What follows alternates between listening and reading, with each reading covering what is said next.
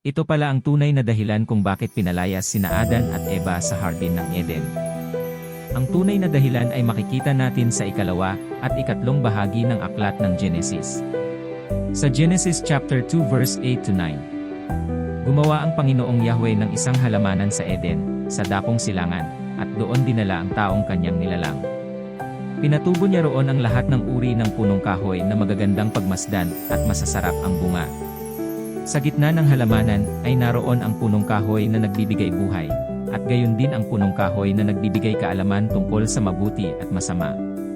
Sa Genesis chapter 2 verse 15 to 17. Inilagay ng Panginoong Yahweh ang tao sa halamanan ng Eden upang ito'y pagyamanin at pangalagaan. Sinabi niya sa tao, makakain mo ang alinmang bungang kahoy sa halamanan. Maliban sa bunga ng punong kahoy na nagbibigay ng kaalaman tungkol sa mabuti at masama. Huwag na huwag mong kakainin ang bungang iyon, sapagkat sa araw na kainin mo iyon ay mamamatay ka. Ngunit sa Genesis chapter 3 verse 6 to 7. Ang punong kahoy ay napakaganda sa paningin ng babae, at sa palagay niya ay masarap ang bunga nito. Naisip din niya na kahanga-hanga ang maging marunong, kaya't pumitas siya ng bunga at kumain nito. Binigyan niya ang kanyang asawa, at kumain din ito. Nagkaroon nga sila ng pagkaunawa matapos kumain. At ayon sa Genesis chapter 3 verse 22. Pagkatapos, sinabi ng Panginoong Yahweh, katulad na natin ngayon ang tao, sapagkat alam na niya ang mabuti at masama. Baka pumitas siya at kumain ng bungang kahoy na nagbibigay buhay at hindi na siya mamatay.